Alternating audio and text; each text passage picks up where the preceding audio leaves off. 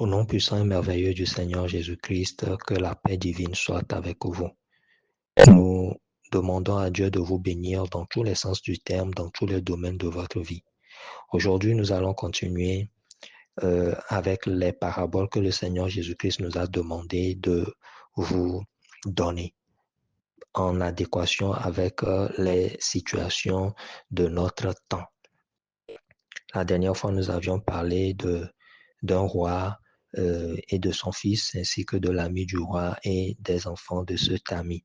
Et nous avions abordé la notion d'autorité en parlant du mauvais serviteur du roi qui, par ruse, a récupéré l'autorité qui était destinée à l'ami du roi.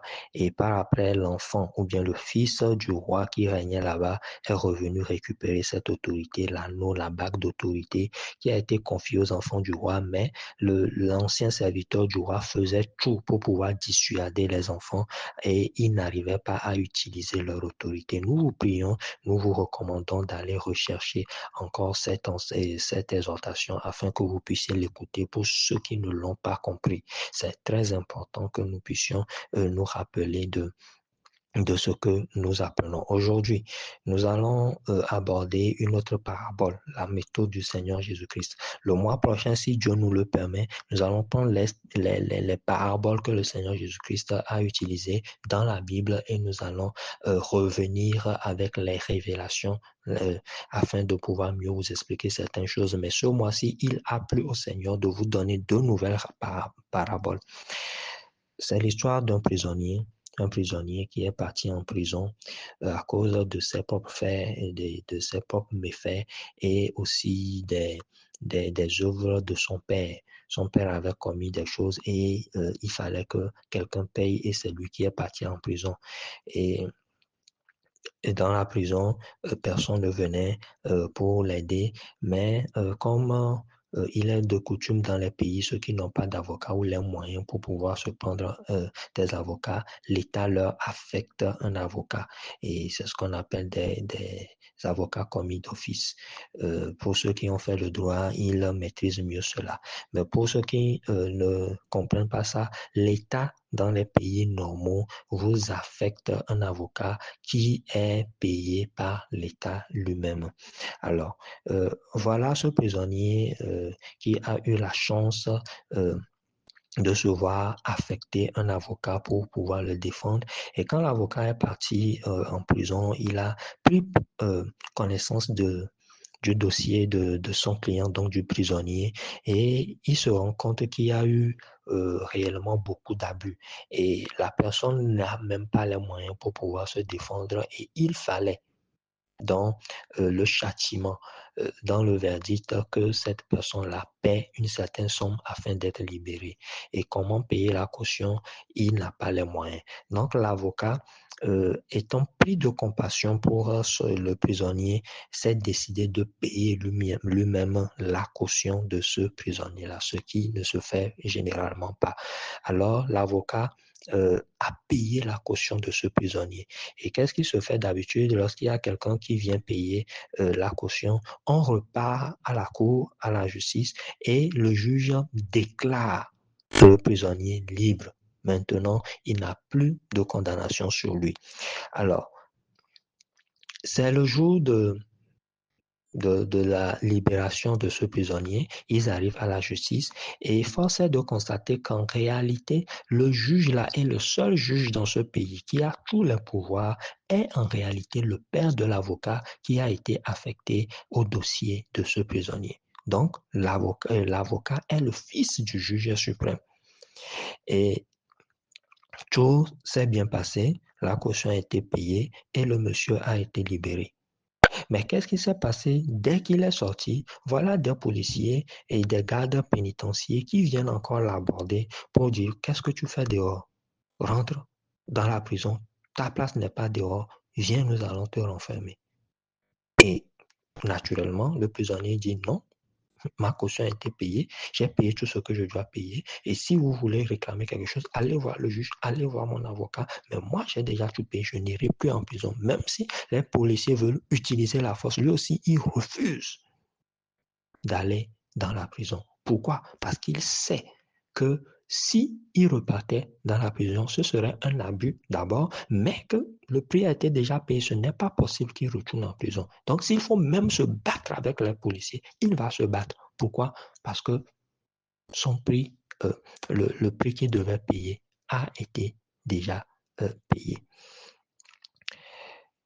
Le même prisonnier, après avoir été libéré, s'est vu recevoir une grâce. Cette grâce-là, c'est que le juge, étant aussi ému de compassion pour ce prisonnier, a décidé de l'adopter. Parce qu'il était jeune, donc il a décidé de l'adopter. Et dès qu'il l'a adopté, automatiquement, il fait partie de la famille de ce juge-là. Je sais que tous ceux qui sont en train d'écouter, si vous connaissez la parole de Dieu, vous comprenez déjà la parabole. Le Seigneur Jésus-Christ utilisait des faits d'actualité pour pouvoir expliquer, et c'est ce que nous sommes en train de faire. Ok. Donc, ce juge-là a adopté le prisonnier, l'ancien prisonnier, qui est maintenant libre. Et comme il est libre maintenant et qu'il est devenu enfant du juge par adoption, il a des privilèges. Vous savez que toutes les nations, lorsqu'il y a une guerre dans un pays, ils envoient des avions pour pouvoir récupérer les gens de leur nationalité. Ils ne viennent pas récupérer les gens du pays dans lequel il y a la guerre, mais ils viennent récupérer ceux qui leur appartiennent. Donc, naturellement, si vous êtes un Français ou un Américain dans un pays, l'ambassade des États-Unis ou de la France vous protège. C'est normal, c'est ce qui arrive. Donc, dès que vous devenez encore plus influent et supposez qu'on vous nomme ambassadeur, donc vous n'êtes pas un simple citoyen. Même si on vous protège, on vous protégeait avant, maintenant votre sécurité est renforcée. Votre pays vous envoie même des militaires ou bien, oui, des gars du corps en civil, mais qui vous protègent quand même afin que personne ne vous touche. Et quiconque touche un ressortissant d'un pays étranger est en train de toucher le pays. À plus forte raison, un ambassadeur, ça c'est une guerre qui est déclarée. Parce que lorsqu'on embête un ambassadeur, on est en train d'embêter celui qui l'a envoyé. Vous vous rappelez, le Seigneur Jésus-Christ disait, si vous reçoivez, ils m'ont reçu. Et s'ils me reçoivent, ils ont reçu celui qui m'a envoyé. Mais s'ils ne vous reçoivent pas, c'est qu'ils ne m'ont pas reçu. Ils n'ont pas reçu celui qui m'a envoyé.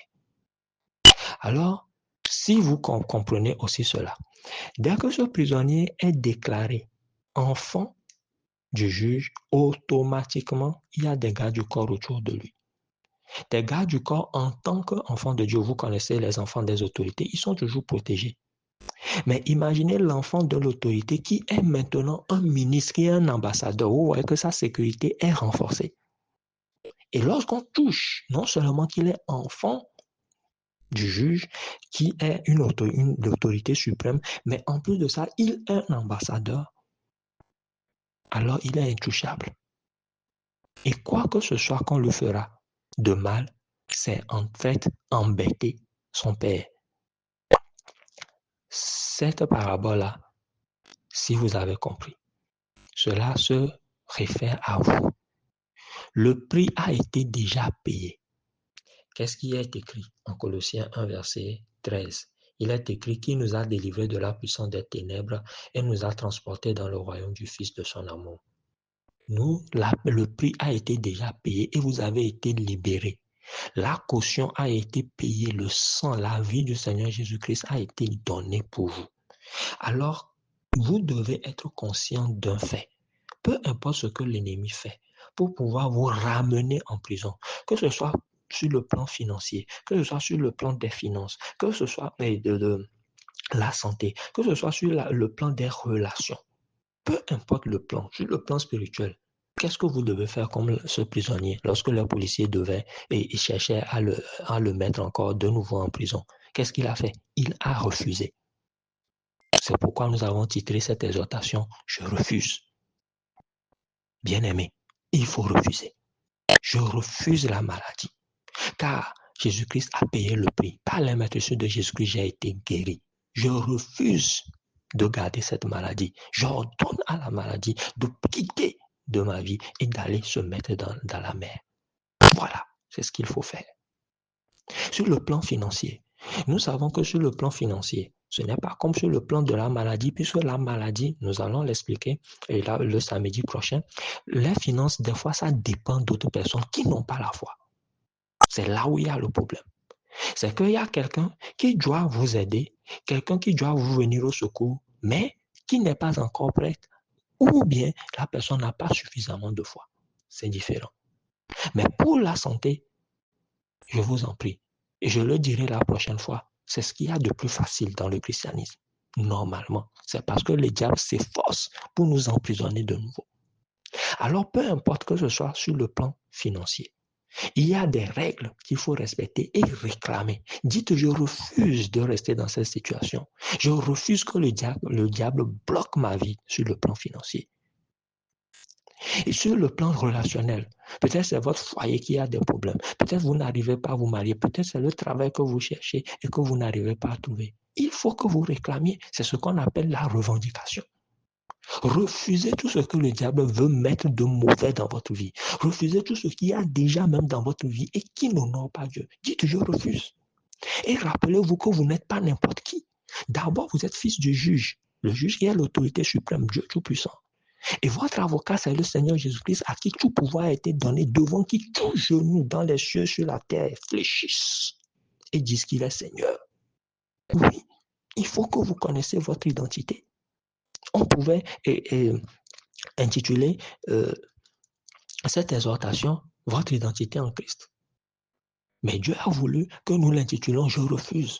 Alors, vous êtes non seulement enfant du juge et que vous êtes protégé par des gardes du corps, les anges de Dieu, mais non seulement ça, vous n'êtes pas un simple citoyen du royaume des cieux, mais vous êtes appelé à être ambassadeur. C'est pourquoi quand on parle on demande aux gens de servir Dieu et ils ne comprennent pas, en réalité, vous faites vous-même du mal.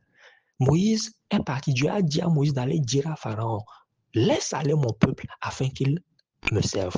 L'objectif de votre délivrance, c'est d'aller servir Dieu. Si on vous libère, un ambassadeur, on l'envoie, on l'affecte à un pays, il va. Et puis, il ne va pas à l'ambassade, il s'en va chercher du travail dans le pays. Quelle aberration! Et c'est ça que vous et moi, nous faisons. Il faut que nous nous mettons au service de notre nation. Maintenant, nous refusons et nous quémandons la santé, nous quémandons les situations, nous quémandons le foyer, nous quémandons les choses dans la vie.